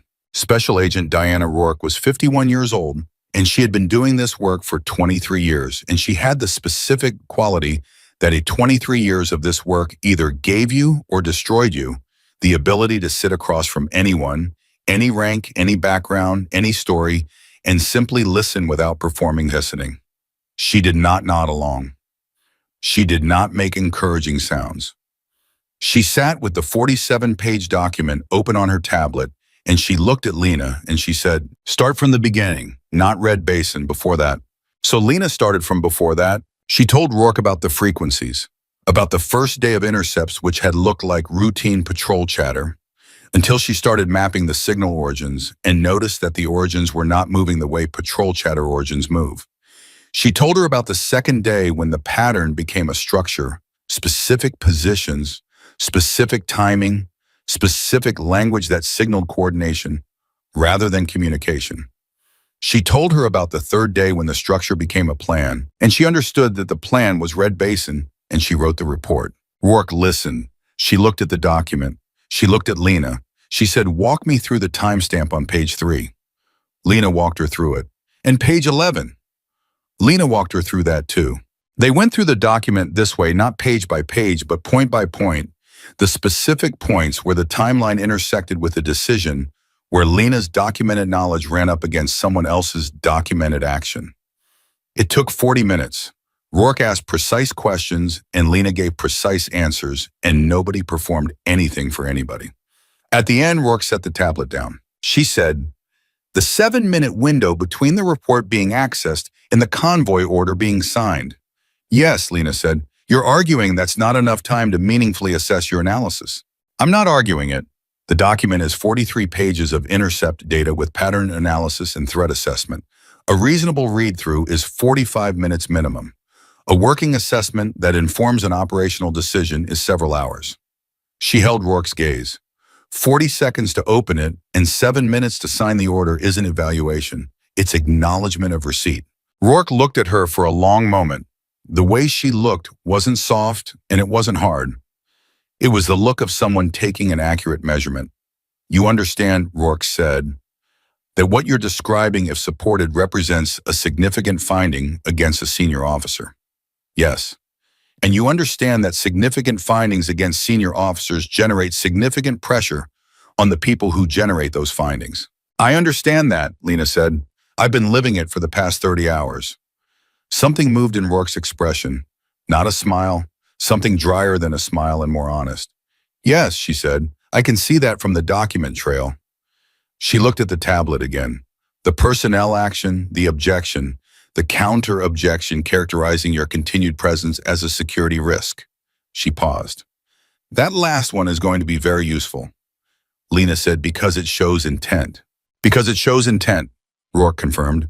"A man with nothing to hide does not try to move a witness off base before an investigator arrives." She closed the cover of the tablet.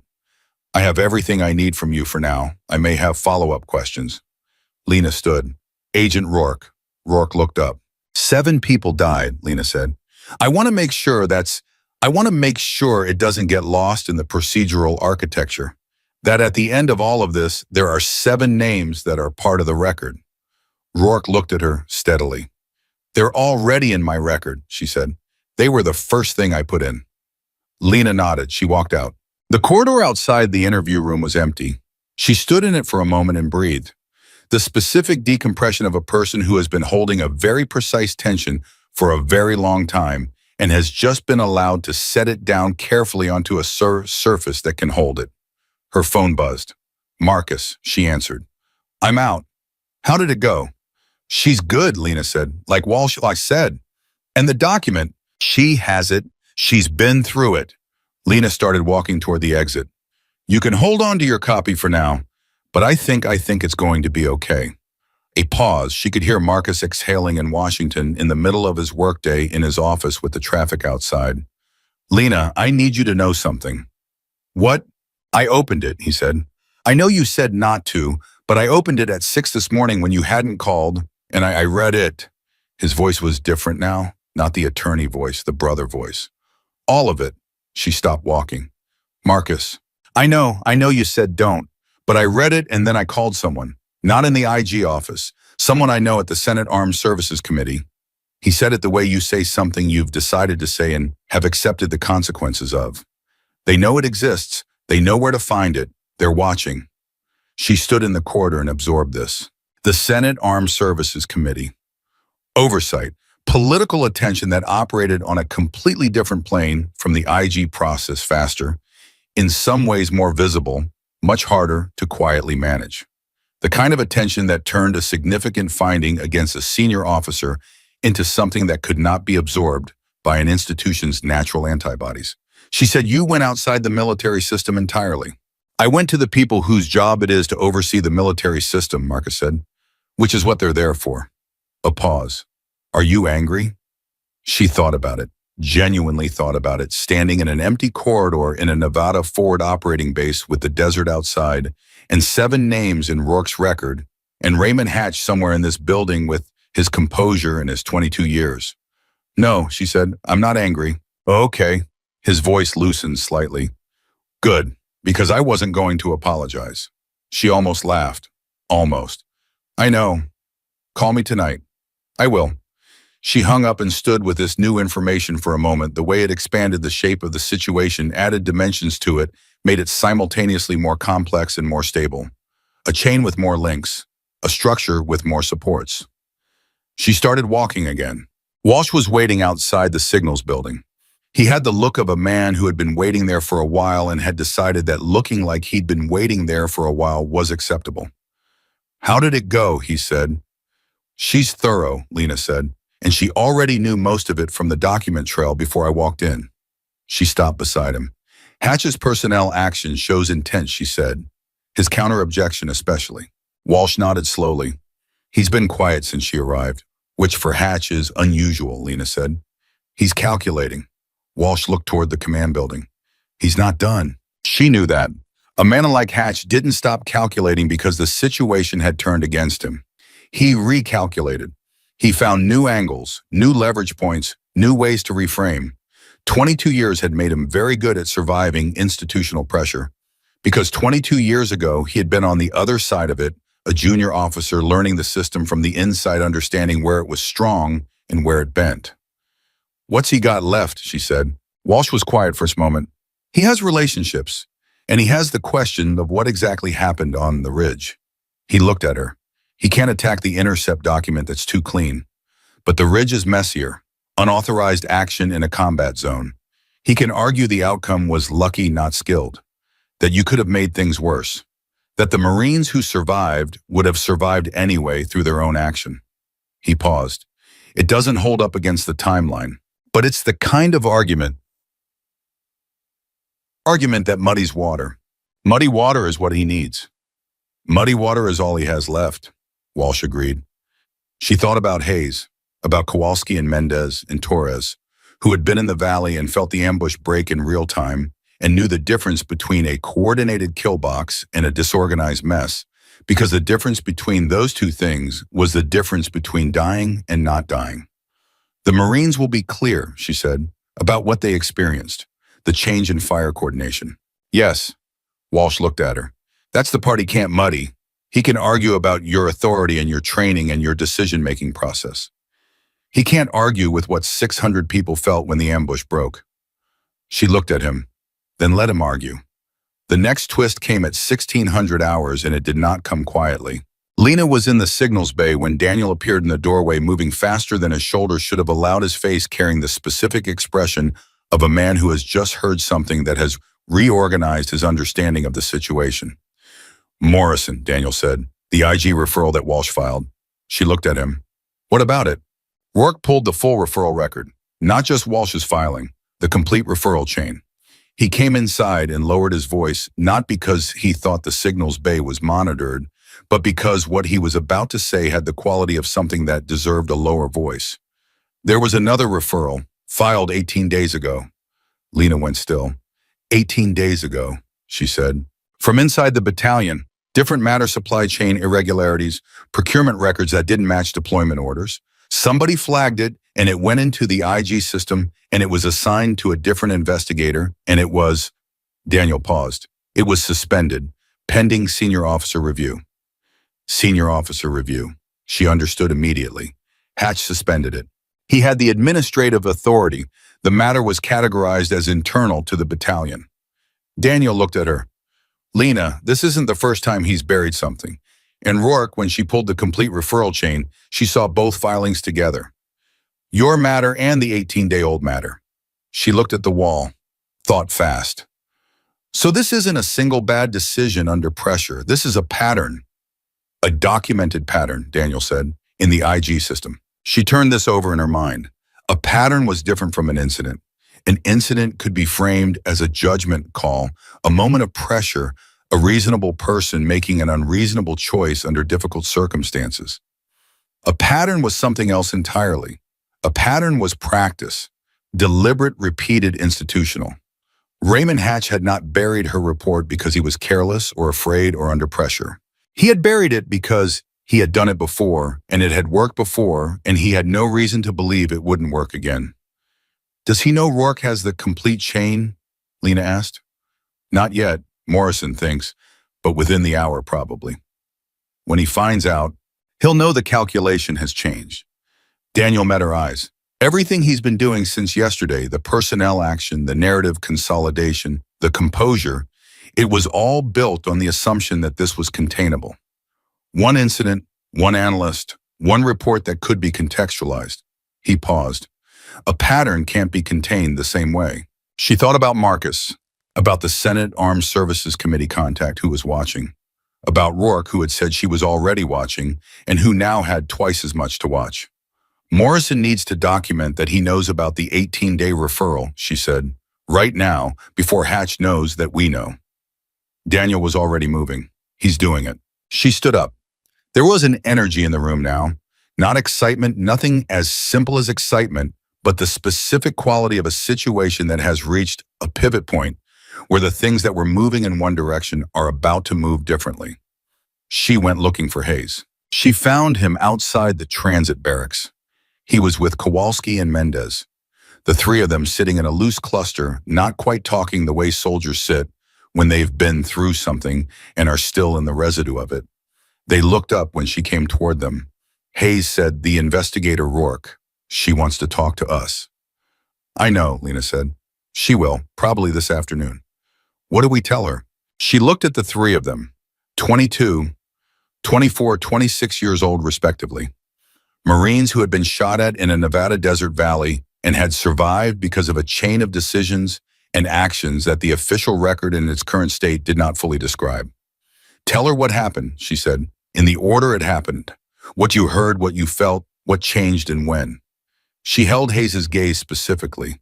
"The truth is not complicated, it's what you already know." Kowalski said, "Someone told Torres this morning that how we characterize it could affect the battalion's operational status. Like if we make it sound too bad, there's reviews, and reviews mean deployment delays and—" "Kowalski," Daniel said from behind Lena. She hadn't heard him come up. He had followed her moving quietly despite the sling. "Someone said that to Torres." "Yes, Sergeant." "And who said it?" A pause. "He didn't give a name, said he was from the command staff." Daniel looked at Lena. She looked back. Command staff? Hatch's people? Not Hatch himself, too smart for that, too documented now. But someone in his orbit delivering a message that didn't technically constitute witness tampering, but lived in the neighborhood. "Torres is going to tell Rourke that conversation happened," Daniel said. It was not a question. "Yes, Sergeant," Kowalski said quietly. Another document, another piece of the pattern. Every move Hatch made left a mark, and every mark was readable if you knew how to read them, and Rourke knew how to read them. "Thank you," Lena said to the three of them. She turned and walked back toward the signals building with Daniel beside her. "He's making it worse," Daniel said. "He can't stop," she said. "That's the thing about people who've done it successfully before. They keep doing what worked even after the conditions change." She looked straight ahead. "He suppressed the 18-day referral because suppression worked. He buried my report because burial worked. He tried to move me off base because removal worked. He sent someone to talk to Torres because soft pressure worked." She paused. "Every tool in the same box. But the box is open now, and everyone can see what's in it." At 1740, Rourke requested a second meeting. Not with Lena this time, with Walsh, Morrison, Lena, and Daniel together. A collective interview which was procedurally unusual and which meant Rourke had reached the point in her assessment where she wanted to see how the pieces fit together in the same room. They sat in the same equipment room where they'd met that morning. Four people who had known each other for 6 weeks and had spent the last 30 hours building something from the materials available. Documentation, procedure, testimony time against a machine that had been trying to bury them. Rourke came in without preamble and sat across from all four of them and looked at each face in turn. "I want to be clear about the scope of what I'm now investigating," she said. "This has expanded beyond the Red Basin engagement. The 18-day referral, the suppression of that referral, the pattern of administrative action taken in the last 24 hours, these are all part of a single picture." She set her tablet on the table. "I want each of you to understand what that means. The process from here is going to be thorough, and it's going to be visible. I cannot protect you from the institutional discomfort of being witnesses in a significant investigation against a senior officer." Walsh said, "We know. I need to hear that from each of you individually." Walsh said it, Morrison said it, Daniel said it. Rourke looked at Lena last.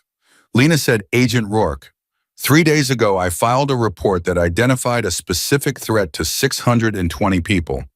The report was read for 40 seconds. 7 minutes later, the convoy order was signed. She held Rourke's gaze. 7 people died. 23 were wounded. I am not concerned about institutional discomfort. Rourke looked at her for a long moment. Then she nodded once and opened her tablet, and the real work began. What followed was 2 hours of the most precise and methodical conversation Lena had ever been part of.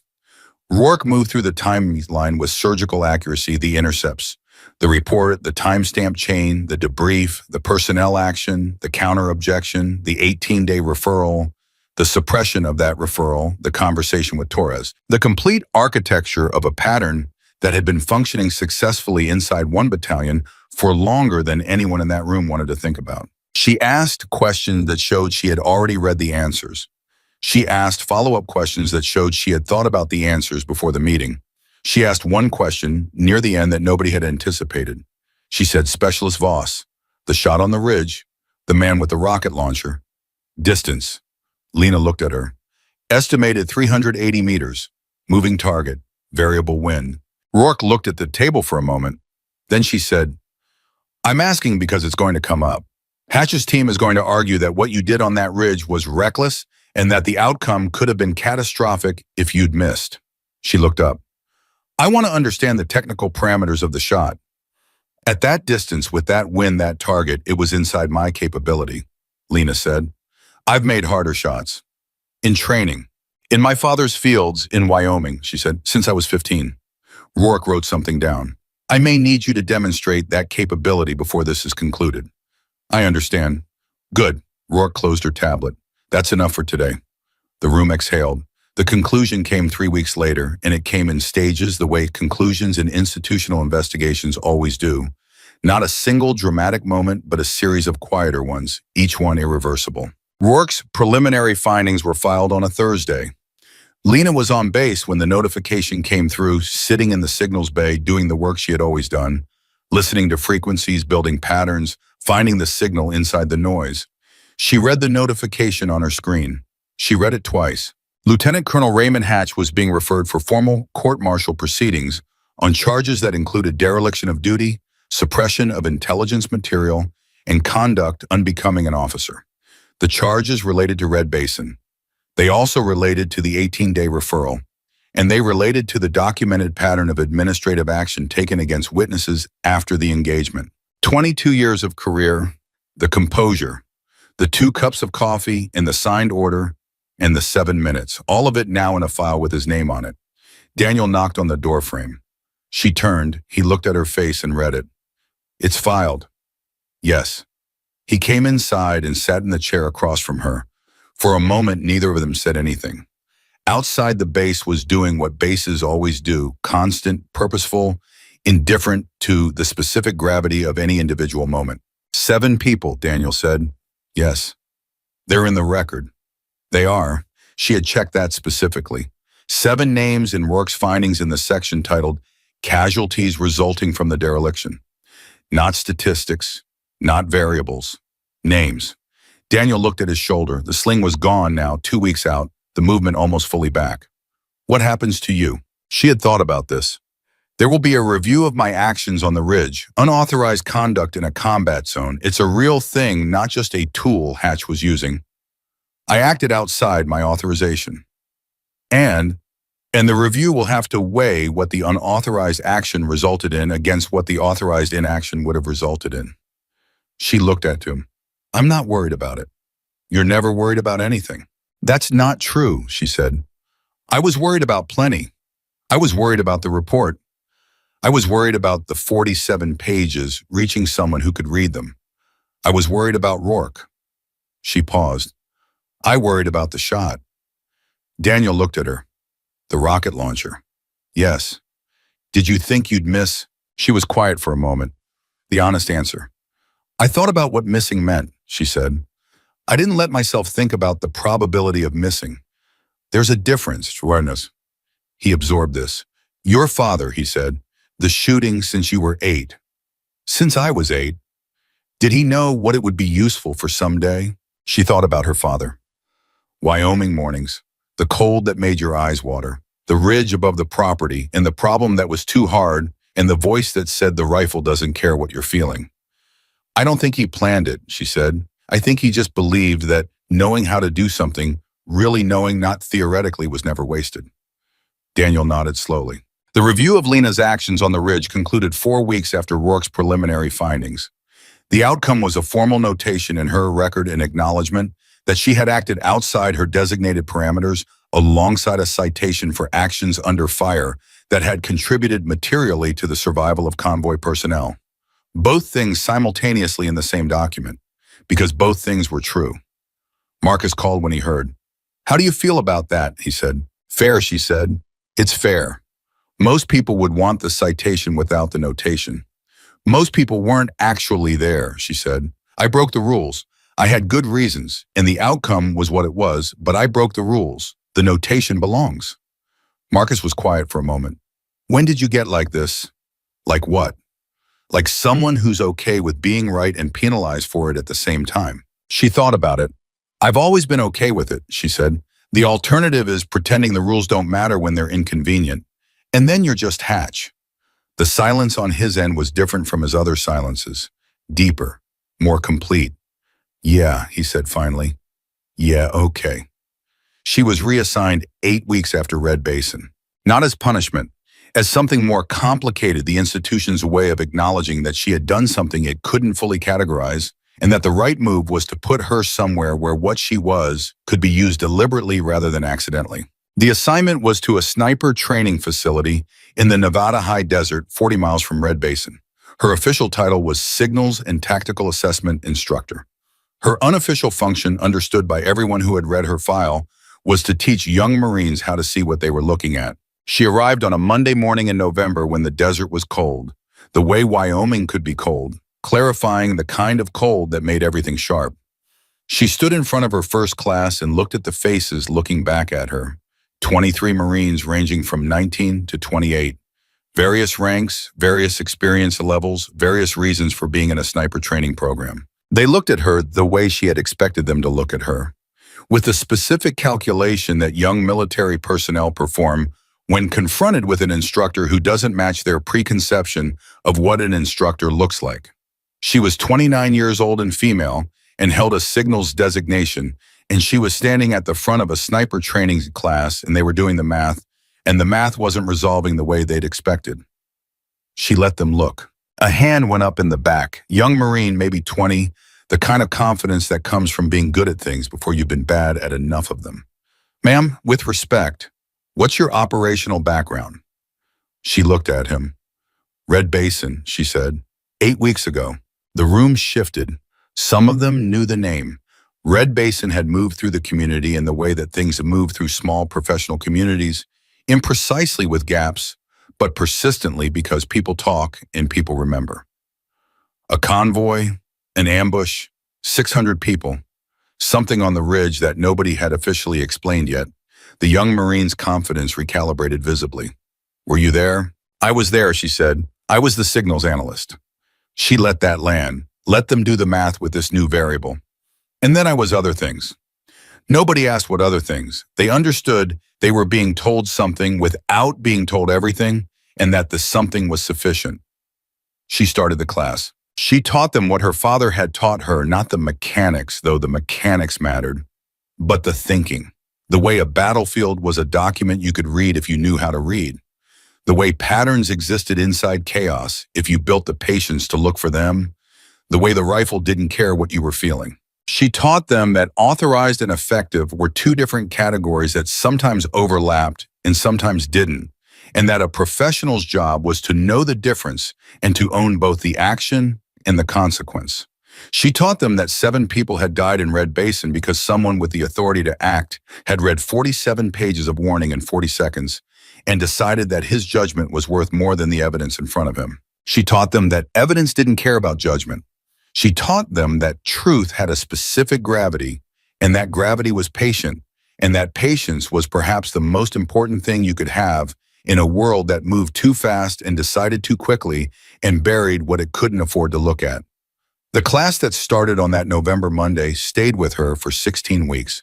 By the end of it, they could read terrain like a map, intercept patterns like a code, and trust what they knew over what they were told, even when what they were told came with rank attached. She walked out of the final class on a Friday afternoon and stood in the cold, high desert air and thought about Daniel, who had gone back to his unit and his family in Georgia, and called her twice a month with updates on his shoulder and his new platoon. She thought about Walsh, who had received a commendation in a new assignment, and who sent her emails that were formal in structure and warm underneath. She thought about Morrison, who had been promoted and who had filed 3 additional referrals in the past 2 months because Morrison had always known how to see things, and now he had fewer reasons not to say what he saw. She thought about Rourke, whose preliminary findings had become final findings, and whose name was now attached to a case that people in the IG division cited when they talked about what Thorough looked like.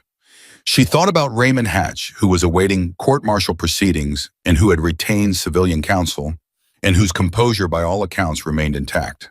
Some things are very deeply built. She thought about the 7 names in the record. She thought about Hayes, who had told the truth to Rourke in a room in a Nevada forward operating base, because it was what happened and you said what happened, and that was the only version he had. She put her hands in her pockets. She looked at the desert. 620 people had driven out of a kill box because one woman had refused to accept that the authorized response to an unauthorized disaster was to sit in a vehicle and wait. The record said she had broken the rules. The record also said what breaking the rules had cost and what it had saved, and both things were in the record now, permanently in the same file where they belonged. She turned and walked back inside. The rifle didn't care what you were feeling. It only cared what you were doing. And what Lena Voss had always been doing, from the Wyoming Ridge to the Nevada desert to the front of a classroom full of young Marines learning to see, was exactly what needed to be done. That was enough. It had always been enough. And now finally the record agreed.